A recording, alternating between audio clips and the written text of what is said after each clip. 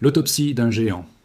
Il y a un cadavre au milieu de l'Europe, mais personne n'ose en parler officiellement. Ce cadavre, c'est le modèle économique allemand. Pendant des décennies, l'Allemagne a été la locomotive incontestée du continent. Une machine à exporter invincible, bâtie sur l'ingénierie de précision et la chimie lourde.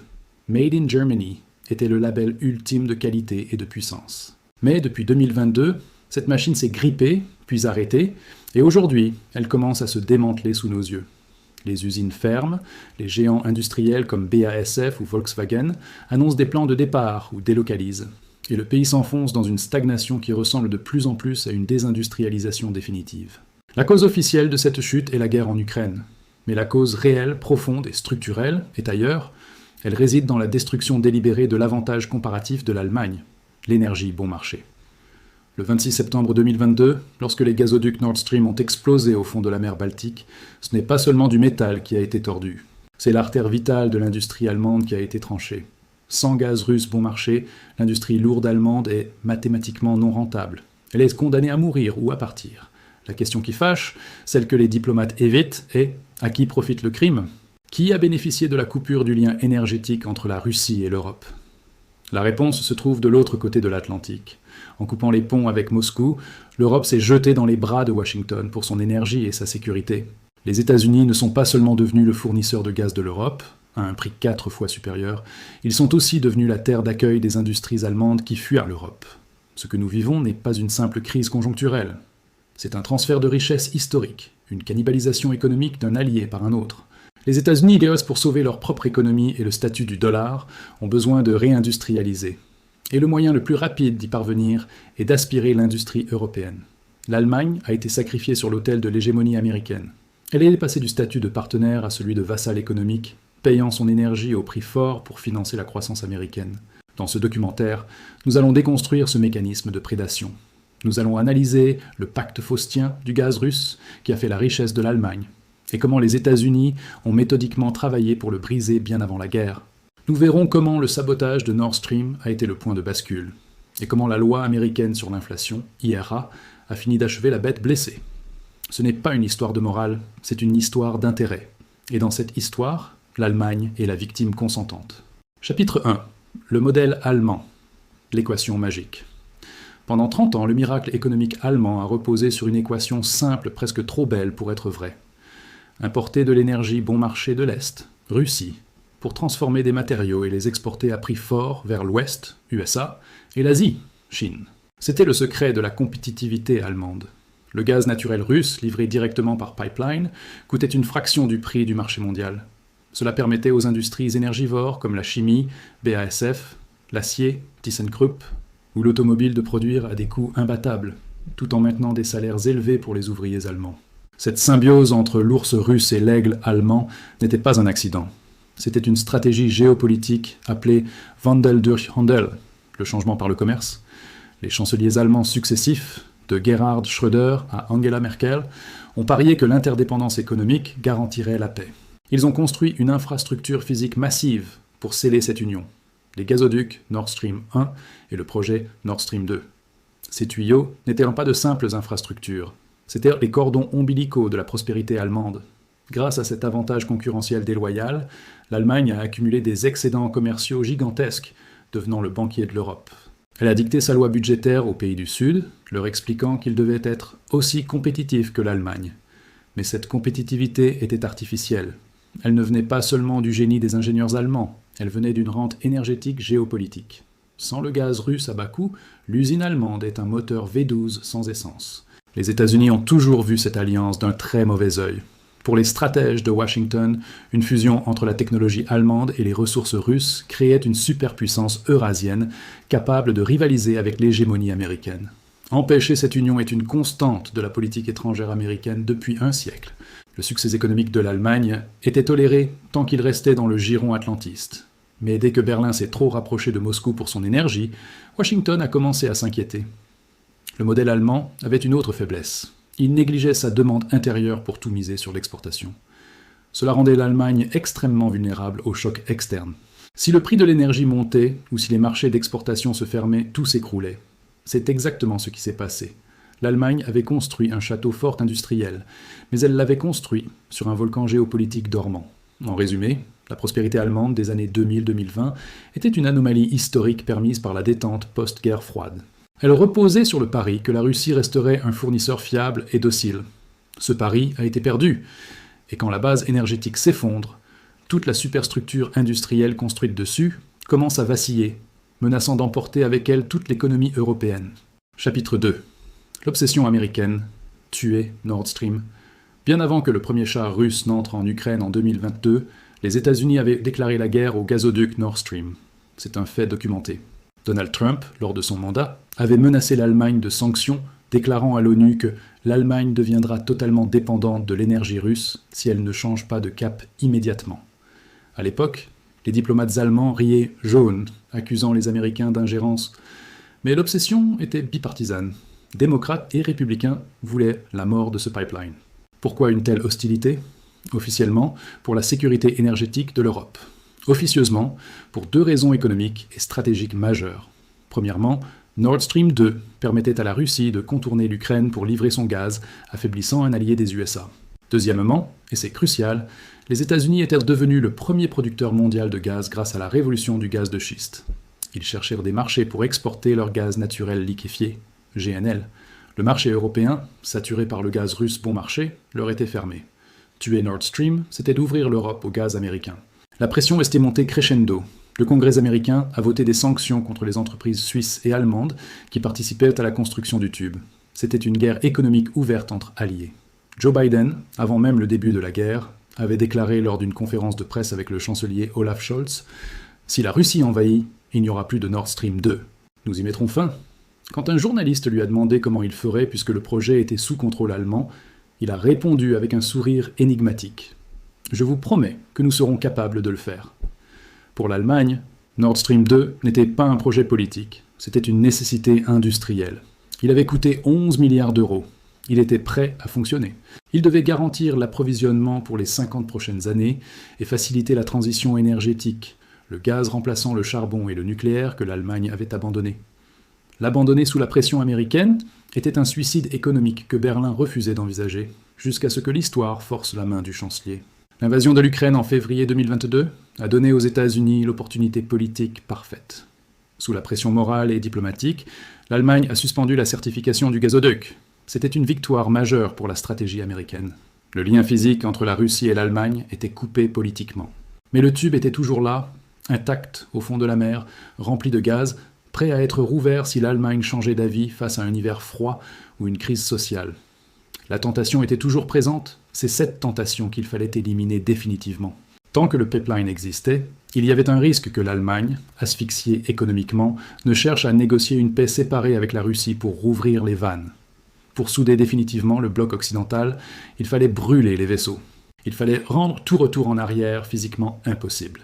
C'est dans ce contexte de tension extrême que l'impensable s'est produit en septembre 2022. Chapitre 3. Le sabotage. La nuit où l'Allemagne a coulé. Le 26 septembre 2022, des sismographes en Suède et au Danemark enregistrent des secousses sous-marines violentes. Quelques heures plus tard, la mer Baltique bouillonne.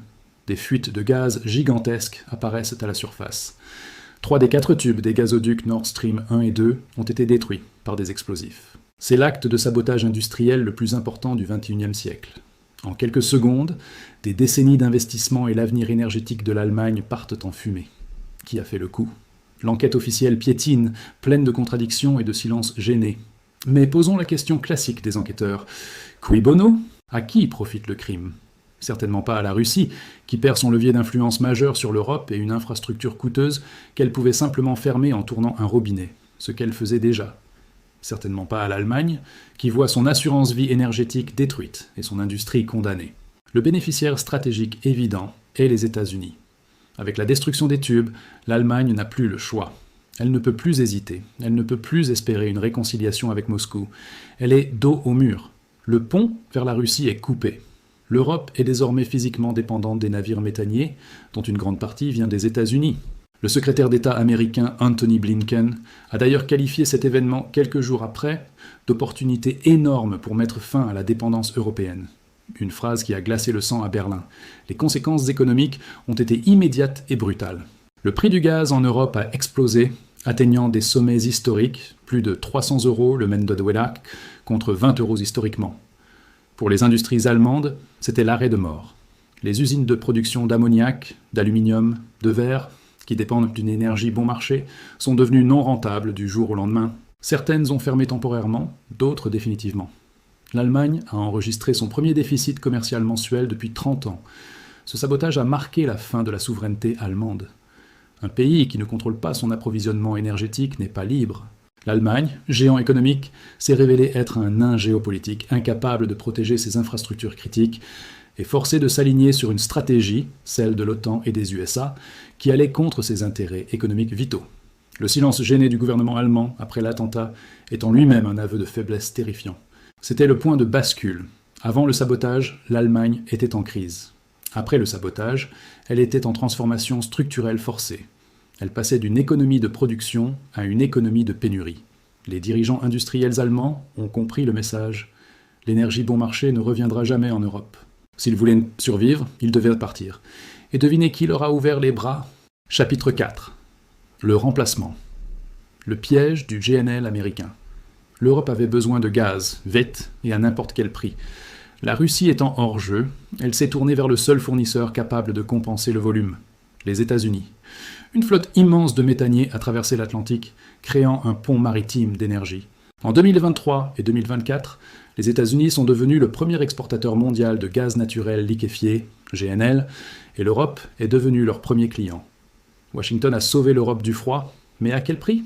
Le problème du GNL américain est qu'il est structurellement beaucoup plus cher que le gaz de pipeline russe. Il faut extraire le gaz, souvent par fracturation hydraulique, le liquéfier à 160 degrés, procédé très énergivore, le transporter par bateau sur 6000 km, puis le regazéifier en Europe. Toute cette logistique a un coût. Le gaz américain arrive en Europe, à un prix qui est structurellement 3 à 4 fois plus élevé que le prix du gaz aux États-Unis. C'est ici que se situe le piège de compétitivité. Les entreprises américaines, sur le sol américain, paient leur gaz 3 ou 4 $. Les entreprises allemandes, pour le même gaz importé, paient 10 ou 12 $, après transport et marge. Comment une usine chimique allemande peut-elle concurrencer une usine chimique américaine avec un tel handicap énergétique ? C'est impossible. Le différentiel de coût de l'énergie a créé un avantage compétitif massif pour l'industrie, Made in USA, contre l'industrie Made in Germany. De plus, les contrats signés ne sont pas de l'amitié, c'est du business. Les entreprises énergétiques américaines vendent au prix fort, profitant de la panique européenne. Le président Macron s'est même plaint publiquement du double standard américain, vendant le gaz à prix d'or à ses alliés tout en subventionnant sa propre économie. Mais les plaintes européennes sont tombées dans l'oreille d'un sourd. Les États-Unis ont réussi le coup du siècle. Ils ont coupé leur rival européen de sa source d'énergie bon marché et lui vendent maintenant leur propre énergie au prix fort. Cette dépendance au GNL américain est aussi une dépendance politique. Si demain l'Allemagne désobéit aux USA sur un dossier, comme la Chine, Washington peut ralentir les livraisons de GNL. L'Europe a troqué une dépendance envers la Russie, un fournisseur difficile mais bon marché, contre une dépendance envers les États-Unis, un fournisseur allié mais très cher. En termes de souveraineté, le gain est nul. En termes économiques, la perte est totale. L'argent qui partait vers Moscou part maintenant vers le Texas et la Louisiane. La balance commerciale européenne s'est dégradée, tandis que celle des États-Unis s'est améliorée. C'est un transfert net de richesse de l'Europe vers l'Amérique. Le sauvetage de l'Europe par le gaz américain est en réalité une opération commerciale extrêmement lucrative qui finance la réindustrialisation américaine avec l'argent des Européens. Chapitre 5. Le coup de poignard. L'inflation-réduction actée. Comme si le choc énergétique ne suffisait pas, les États-Unis ont porté un deuxième coup, législatif cette fois, à l'industrie européenne. L'Inflation Reduction Act, IRA, voté en août 2022. Sous ce nom trompeur se cache le plan de protectionnisme industriel le plus agressif de l'histoire moderne, 370 milliards de dollars de subventions et de crédits d'impôt pour attirer les industries vertes, batteries, hydrogène, véhicules électriques, sur le sol américain. La condition pour toucher ces milliards, produire aux États-Unis, Made in America. C'est une pompe aspirante géante conçue pour vider l'Europe de ses usines. Imaginez que vous êtes le PDG de BASF ou de Volkswagen. En Allemagne, vous avez une énergie hors de prix, une bureaucratie lourde et une guerre à vos portes. Aux États-Unis, on vous offre de l'énergie pas chère, moins de taxes, et en plus, L'État vous fait un chèque de plusieurs centaines de millions si vous construisez votre usine dans l'Ohio ou au Texas. Le choix est vite fait. Et c'est exactement ce qui se passe. Depuis 2023, les annonces de délocalisation se multiplient. BASF, le géant de la chimie, a annoncé la fermeture de plusieurs unités dans son site historique de Ludwigshafen pour investir 10 milliards en Chine et aux États-Unis. Volkswagen construit sa nouvelle usine de batterie au Canada pour bénéficier des subventions américaines. BMW investit en Caroline du Sud. L'investissement industriel quitte l'Allemagne pour traverser l'Atlantique. Les dirigeants européens ont crié au scandale, accusant les États-Unis de violer les règles de l'OMC et de trahir l'esprit d'alliance. Mais Washington a répondu par un haussement d'épaules. C'est notre sécurité nationale. Faites la même chose si vous pouvez. Mais l'Europe ne peut pas. Elle est divisée, endettée, et ses règles budgétaires lui interdisent ce genre de subventions massives. L'Amérique a lancé une guerre des subventions que l'Europe ne peut pas gagner. C'est une stratégie de prédation industrielle. Les États-Unis ont compris que dans le monde de demain, il faudra réindustrialiser pour tenir tête à la Chine. Mais réindustrialiser coûte cher. Alors, ils importent les usines de leurs alliés. Ils cannibalisent la base industrielle allemande pour renforcer la leur. C'est un jeu à somme nulle. Chaque usine qui ouvre au Texas est une usine qui ferme ou ne s'agrandit pas en Bavière. L'IRA est le clou dans le cercueil du modèle allemand. Il attaque l'industrie allemande sur son dernier point fort, la technologie verte et l'automobile. En attirant les investissements d'avenir, hydrogène, batterie, aux USA, l'Amérique condamne l'Allemagne à devenir un musée industriel, gérant des technologies du passé pendant que l'avenir s'invente ailleurs. C'est un acte de guerre économique hostile, commis par un ami. Un chapitre 6, la déindustrialisation, l'homme malade de l'Europe. Le résultat de cette double frappe, sabotage énergétique plus prédation par l'IRA, est visible aujourd'hui. L'Allemagne est redevenue l'homme malade de l'Europe.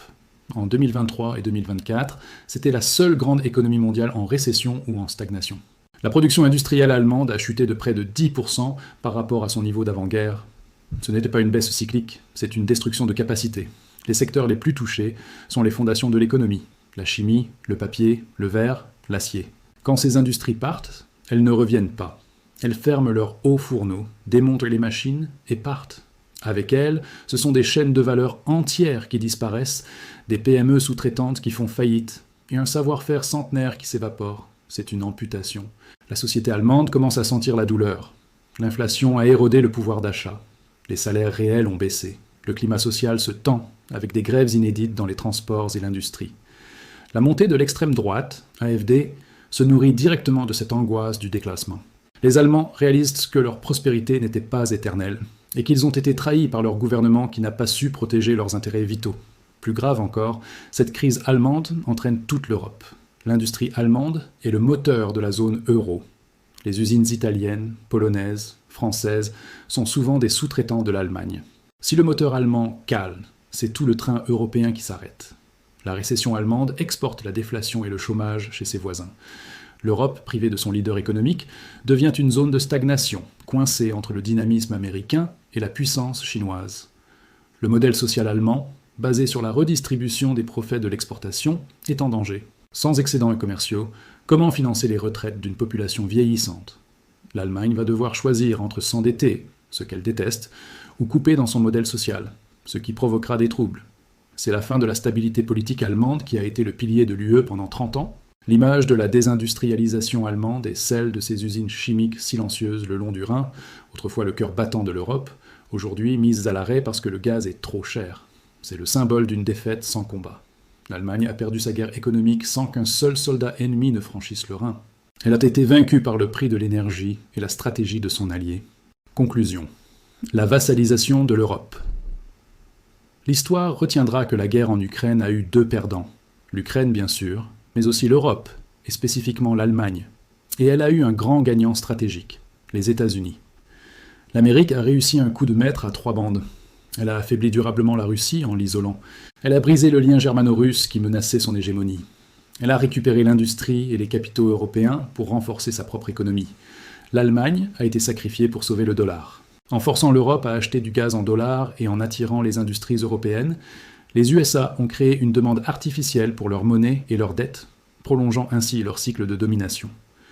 L'Europe est passée du statut de pôle de puissance économique rivale à celui de client captif et de vassal docile. Pour nous, citoyens européens, la leçon est amère.